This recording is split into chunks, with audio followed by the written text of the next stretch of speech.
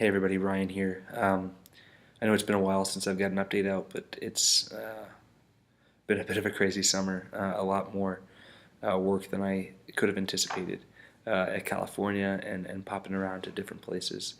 So unfortunately, didn't get a chance to put together my own video for what California camp looks like, but there will be one in the email link. So just keep an eye out for that, and I'll do my best to kind of explain what camp looks like.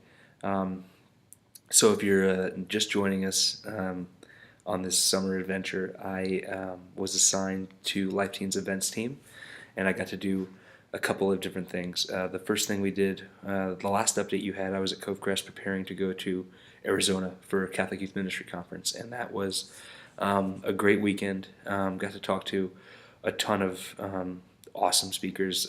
Mark Hart was out there, who's a great author and on the board for Life Teen and does a lot with the putting together the resources. Joel Stefanik, who's one of the best speakers I've ever heard. Matt Fradd, who is huge in the fight the new drug, anti-porn things that are going on through various social media sites. He was out there and gave a great talk on atheism, and also a great talk on fighting pornography and that kind of thing.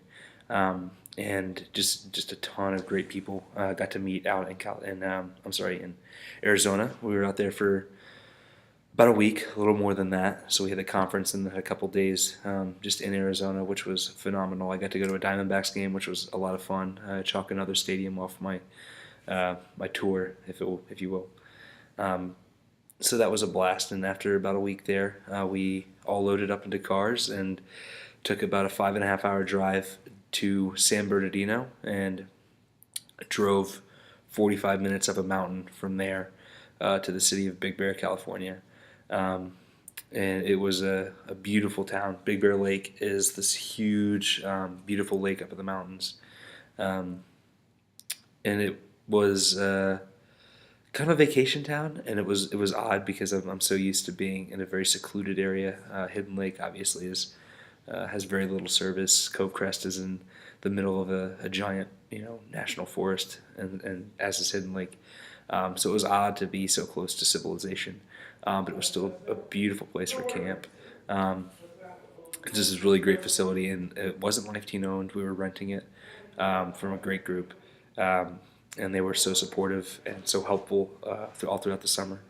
So just kind of give you a really quick rundown. Monday, teens would get there, and the big thing was we would run them through this obstacle course, and so they were crawling through tunnels and crawling over structures that we had created out of 2x4s. And the thing I got to run was we put a big plastic sheet on this big hill, and we soaked it down and had a hose running the whole time, which was hilarious. So I just got to spray kids with a hose for the better part of an hour and a half.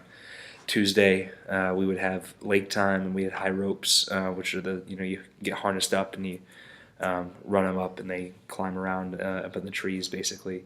And they got to go out into this beautiful little lake that we had, and do that. And then we would have talks that night, led by a couple of great speakers and a couple of great musicians.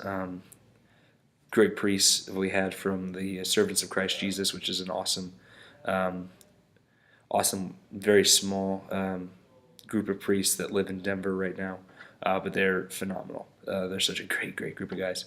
So we had that. Wednesday, we would do much of the same. We would have a little bit of ropes time, and then we would have some free time going on in between where kids could play, games, dodgeball, and soccer and stuff like that, basketball. And then Wednesday we would have a nice little hike up part of the mountain to a different part, where there's this big clearing, and we would have mass basically overlooking the lake and the woods, and it was beautiful. And it was a really, really cool experience. And then Wednesday night we would have a very silent adoration. If you're not familiar with adoration, it's basically where we take the Eucharist and we put it in a big fancy thing called a monstrance, and we put him up on the altar, and we just get to spend time with Jesus in the true presence of the Eucharist, and we believe that that's Jesus' body and blood. right in front of us, and you just get to pray, and it's a beautiful experience. Thursday, again, we'd have some lake time, some high ropes time, um, and that night they would be able to wash each other's feet. All the teens that were there would wash each other's feet after a session with men and women.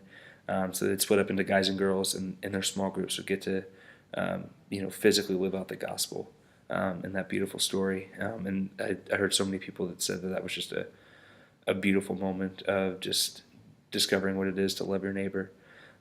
Friday, again, a lot of ropes and activities that they get to do throughout the day. And then during the evening, we had another adoration session where the priest would literally bring Jesus around, and he would hold him right in front of the teen's face, every single teen, and just watching that moment of understanding and teens being able to just look into the face of Christ was it's just beautiful. It's such an awesome thing to experience. So we did that for 3 weeks out in California. We had 2 weeks of camp and then a week of time for us to prepare and set up the camp and all that kind of stuff. Got to explore the city of Big Bear Lake a little bit, which was an awesome little town. A lot of fun.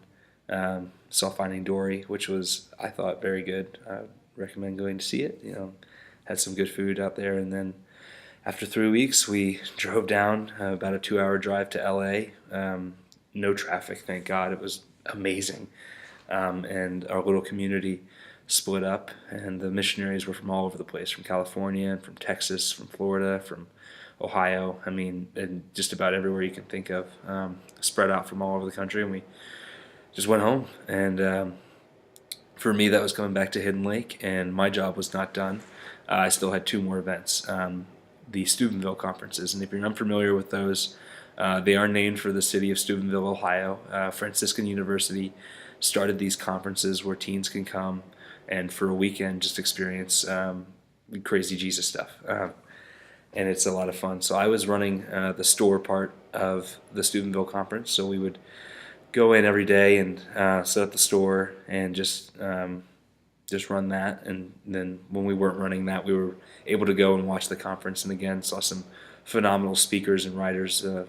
Ike Ndola, who I've mentioned before in my updates, is just a crazy good musician, and you should definitely go check him out if you haven't. Ike Ndola he's so good. Dr. Bob Rice, who is a professor at Franciscan University of Steubenville, is one of the smartest and kindest guys I've ever met. And the list goes on and on. So I got to run the store there. Steubenville has conferences all over the place. 5 of them are sponsored by Life Teen.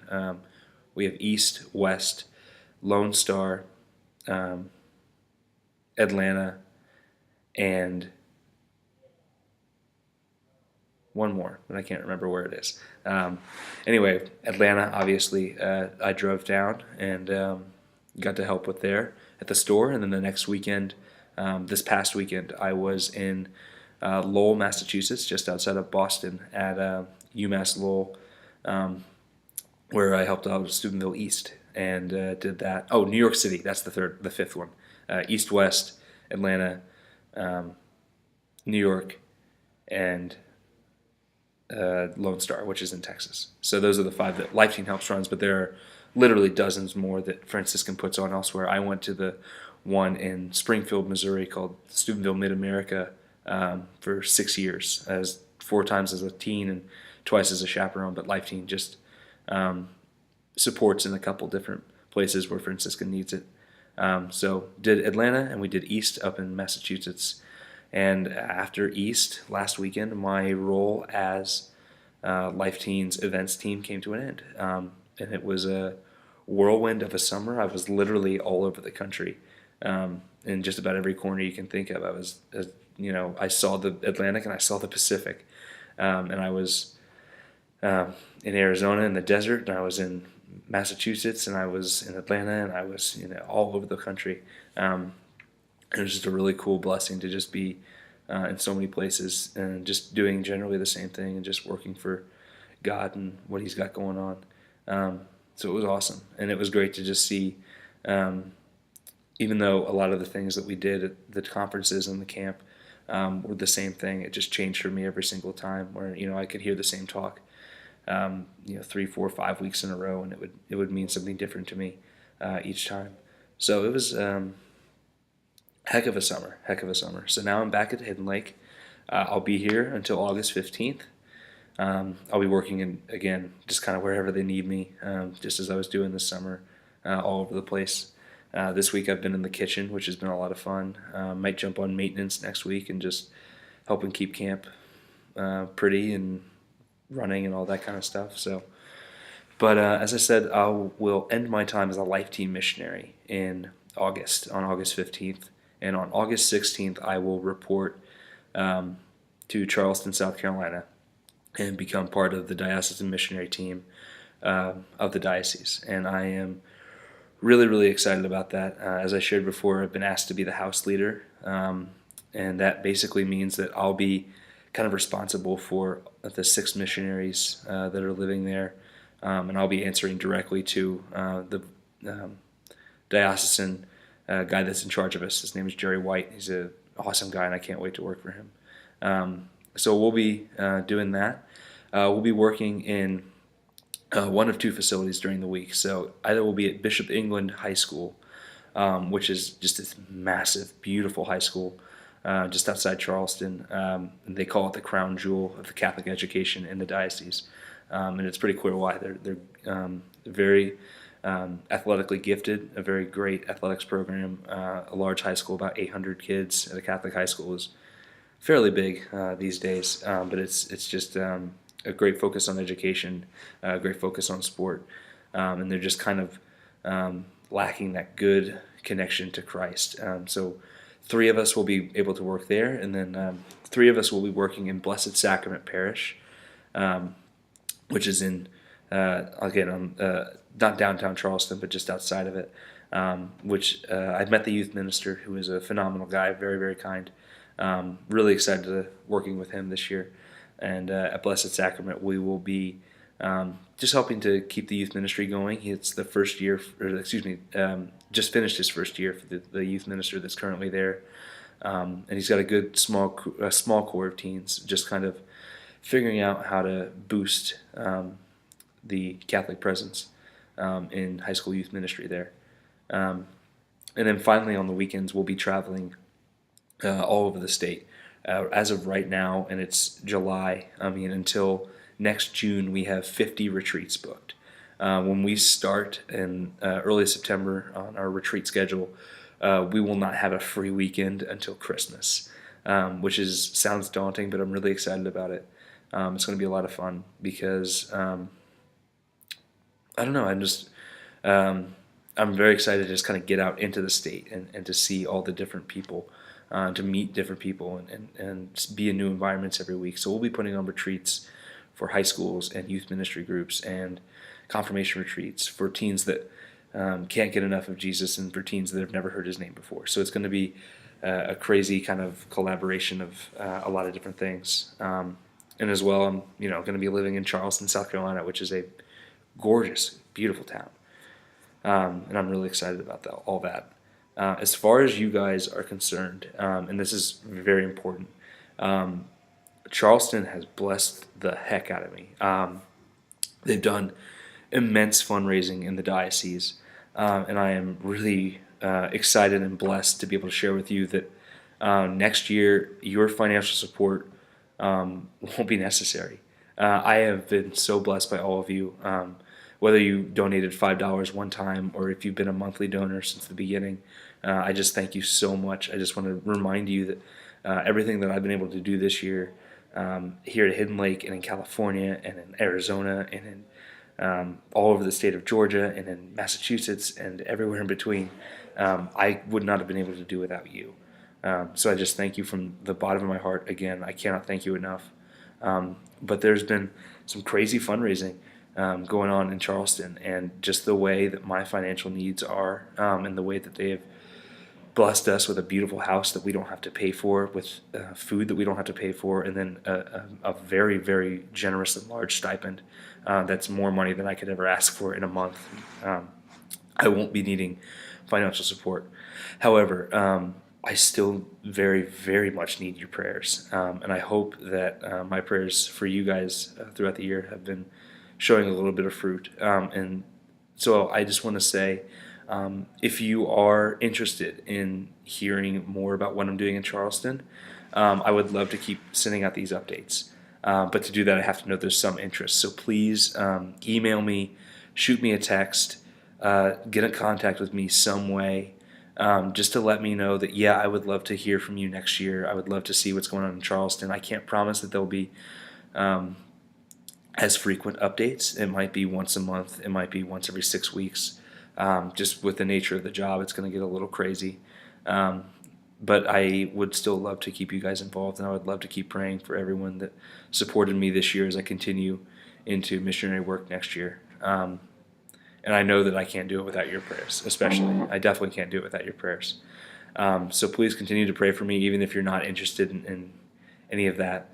But you have my email. It may change. It may not be the Life Teen email, but I will send out an email. I'll send out both emails in my link, just so you have it, and then my number, which I'll put in the email again, it's 567-371-1686. Please text me, call me. You have all the free will in the world to let me know anything you would need prayers for. And again, let me know if you're interested in hearing about what I'm doing in Charleston, and I would love to keep you updated sporadically throughout the year. So yeah, that's pretty much it. I think this will probably be the last time I'll be able to check in until mid-August, and I'll kind of want to do a year wrap up. But for the most part, that's been my summer, and that's going to be the last 3 weeks of this summer. Nothing crazy. Next week, a couple members of my family are coming down, so I'm really excited about that. Shout out to Shannon, because she won't leave me alone for shout outs. She's coming down, my Aunt Jan. Hello, Aunt Jan. And my parents are coming down, and hopefully bringing my dog. Please bring the dog.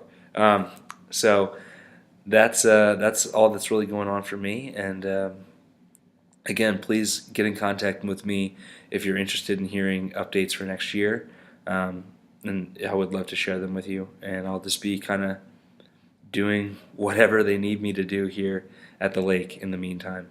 I will have one more update just to kind of wrap up the year and just to kind of share with you just how this year has changed my life, and it's changed my life in so many ways. So I'm going to need a couple weeks to really think about it, and even that probably won't be enough time to really figure out all the ways that the Lord has moved in my life, and hopefully in yours a little bit, just through these updates. So thank you guys for watching. If you have any questions, again, please feel free to email me. If you have any prayer requests or anything that's going on in your lives that you'd like to talk about, email me, text me. You have all the freedom in the world to do that, and I would love to hear from you guys. So until next time, thanks for watching, and I'll see you in a couple weeks. All right, bye.